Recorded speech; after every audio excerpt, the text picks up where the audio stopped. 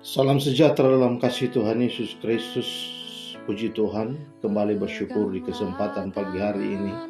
Oleh anugerah dan perkenanan Tuhan, kembali kita boleh bersama-sama untuk belajar dari renungan kebenaran firman Tuhan di pagi hari ini.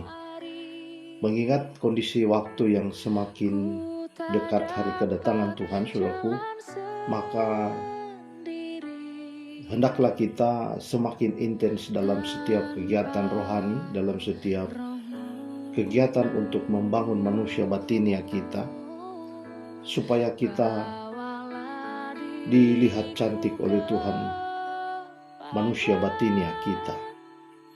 Seperti halnya saudaraku, pembahasan kebenaran firman Tuhan kita di kali ini, kita akan belajar di dalam 1 Petrus pasal yang ketiga ayat yang keempat. Firman Tuhan berkata, "Tetapi perhiasanmu ialah manusia batinia, yang tersembunyi dengan perhiasan yang tidak binasa, yang berasal dari roh yang lemah lembut dan tentram, yang sangat berharga di mata Allah." Haleluya. Tema kita di pagi hari ini, mari kita memiliki kecantikan yang abadi. Haleluya. Saudaraku yang kasih dalam Tuhan kita Yesus Kristus, seperti halnya Rasul Petrus memberikan sebuah peringatan, membuat pesan yang begitu penting bagi kehidupan gereja Tuhan di akhir zaman. Karena memang saudaraku, kondisi kehidupan dunia, kondisi kehidupan orang yang percaya bahkan mulai rusak di hadapan Tuhan. Kenapa saudaraku? Karena kebanyakan, mayoritas di antara banyak orang percaya atau banyak manusia pada umumnya di muka bumi ini selalu kecenderungannya memberikan nilai tinggi kepada hal-hal yang bersifat lahiriah. Mereka memberikan penilaian kepada perhiasan lahiriah. Wajah jasmani yang kecenderungan diperhatikan ketimbang wajah rohani. Nah, saudaraku yang kekasih dalam Tuhan, sebenarnya ukuran atau parameter terhadap kecantikan kita ini atau gantengnya kita ini, itu bukan dari sekedar fisik, saudaraku, atau paras yang menawan, tetapi keadaan batinia, manusia batinia kita ini. Batin yang harus kita perhatikan. Karena keadaan batin seseorang yang indah dan elok itu serupa dengan Yesus, itulah yang sangat-sangat berharga di mata Bapa kita. Haleluya. Itulah sebabnya Petrus memberikan sebuah penekanan yang begitu penting di kesempatan ini, bahwa perhiasan yang tidak binasa yang berasal dari roh yang lemah lembut dan tentram, yang sangat berharga di mata Allah. Haleluya.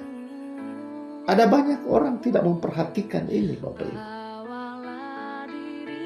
Banyak orang kecenderungan kepada harga duniawi, kepada harga materi, bukan kepada harga yang Allah perhatikan. Mari kita perhatikan wajah batinnya kita ini. Apakah kita sudah cantik di hadapan Tuhan atau tidak? Mari kita perhatikan wajah batinnya kita ini. Apakah kita sudah dandani atau tidak? Apakah kita sudah mendandaninya dengan cantik atau tidak? Karena saudaraku, secantik atau setampan apapun paras kita, pasti akan luntur, saudaraku. Secantik apapun, seganteng, semenawan, seindah apapun wajah kita, tubuh kita, pasti saudaraku akan memudar. Beriring dengan waktu, pasti akan memudar.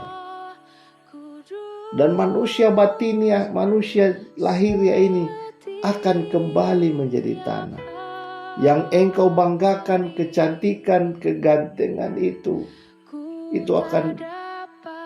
akan habis dimakan cacing tanah karena akan kembali kepada tanah, tubuh yang fana ini. Kenapa kita tidak fokus kepada yang bernilai kekal? Kenapa kita terus berfokus kepada hal-hal lahiriah saja? Kepada perhiasan wajah lahiriah saja? Sudah waktunya kita harus perhatikan wajah manusia batinnya kita. Karena ini yang tersembunyi. Ini yang tidak akan binasa, saudaraku. Ini yang berasal dari roh Allah kita. Dari roh Tuhan kita. Mari kita perhatikan. Bagaimana cara memperhatikan? Hidup dalam segala kebenaran Tuhan. Tunduk di dalam setiap apa yang Tuhan arahkan. Hidup dalam kasih. Hidup dalam kehendak Tuhan. Melakukan seluruh firman Tuhan. Bangun hubungan yang intim dengan Tuhan. Hanya itu yang dapat memperbaiki wajah batinnya kita.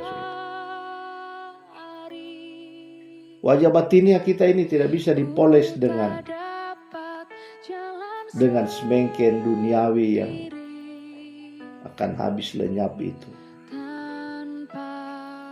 Dengan bedak yang mahal sekalipun tidak akan bisa, saudaraku, mau poles wajah batinnya dengan itu. Wajah batinnya kita ini dapat diperbaiki, dapat dipercantik hanya di saat kita melakukan firman, membangun hubungan dengan Tuhan, menyelidiki, belajar kebenaran firman Tuhan, rutin aktif dalam setiap waktu kita, terus membaca firman Tuhan, menghidupi setiap kebenaran firman Tuhan yang ada.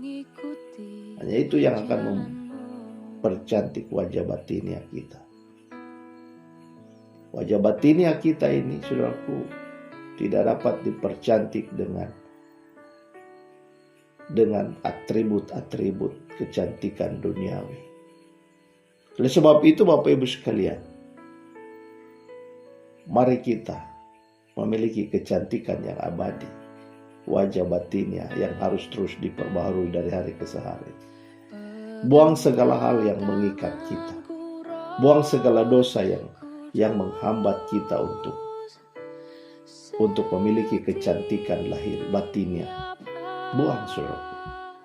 Nah, itu akan menghambat, itu akan menghalangi. Itu seperti benalu, itu seperti hama yang akan menggerogoti seluruh kehidupan kita, saudara.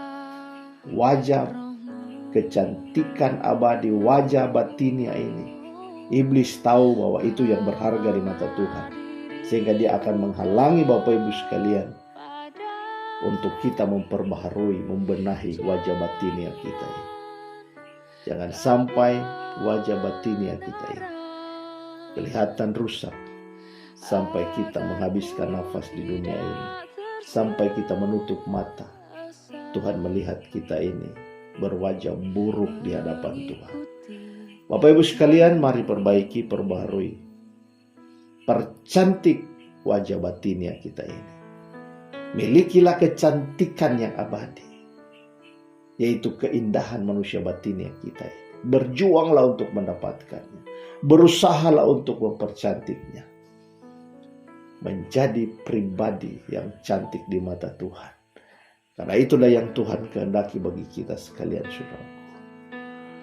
Terpujilah Tuhan Yesus. Ini kebenaran firman Tuhan di pagi hari ini. Kiranya Bapak Ibu sekalian diberkati oleh Tuhan. Saya terlalu percaya Roh Kudus pasti menolong Bapak Ibu sekalian untuk terus mempercantik manusia batinnya kita.